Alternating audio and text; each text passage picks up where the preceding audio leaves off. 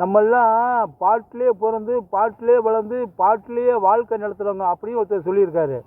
ஏன்னா இது மாதிரி பேச்சு கேள்விப்பட்டிருக்கேங்க, மேடையில் பேச்சுக்கெல்லாம் கேள்விப்பட்டிருக்கேன். அதாவது பாட்டில் கிடையாது, பாட்டில் அது என்ன கேட்குறீங்களா? அதாவது குழந்தை பிறந்தால் குழந்தை தூங்க வைக்கிறது ஒரு பாட்டு பாடுவாங்க. ஆரா அராரிராரோ என் கண்ணு யார் அடிச்சார சொல்லியாலு அவதாரம் போட்டு விடுவோம், தொட்டார சொல்லியாலு தோல் விலங்கு போட்டு விடுவோம், மாமன் அடித்தாரோ மல்லிகை பூ சண்டால, அத்தை அடித்தாரோ அரளி பூ சண்டால அப்படியும் பாடுவாங்க.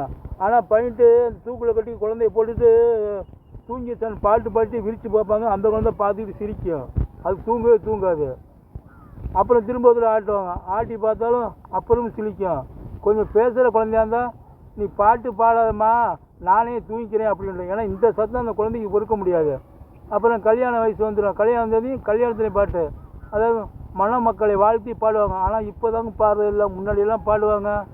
கல்யாணம் என்னைக்கு கல்யாணம், திங்கக்கிழமையில் சிவன் பிறந்த நாளையில், வெள்ளிக்கிழமையில் விடிய 2 நாளையில், கல்யாணம் என்று சொல்லி கடலேறி பாக்கு வச்சு, அகல மடிகோழி ஐயருக்கும் பாக்கு வச்சு, குறுக மடிகோழி குறுக்களுக்கும் பாக்கு வச்சு, தெக்கி தீமாமனுக்கு தென்னிலையில் பாக்கு வச்சு, வழக்கி தீமாமனுக்கு வாழலையில் பாக்கு வச்சு, இது மாதிரி பாடிக்கிட்டே போகலாங்க.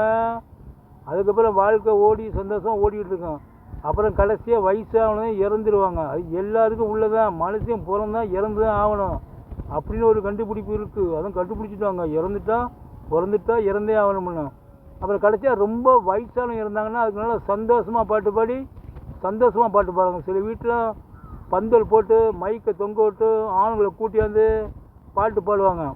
என்ன பாட்டுங்கிறீங்களா? ஒட்டட கம்பத்தியில் ராசா விட்டுட்டு போனானே அம்பத்தியில்.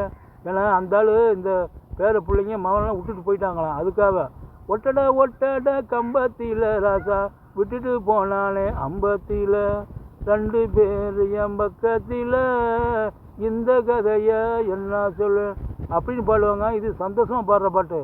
ரொம்ப வயசானவங்க எழுந்து போனால் முதிர்ந்த பழம்னு சொல்லுவாங்க. அவங்களுக்கு இது மாதிரி சந்தோஷமாக பாடி சந்தோஷமாக எல்லா சடங்குகளையும் செஞ்சு சந்தோஷமாக தூக்கிட்டு போவாங்க. பிடிச்சிருந்தா லைக் பண்ணுங்கள், ஷேர் பண்ணுங்கள், சப்ஸ்கிரைப் பண்ணுங்கள்.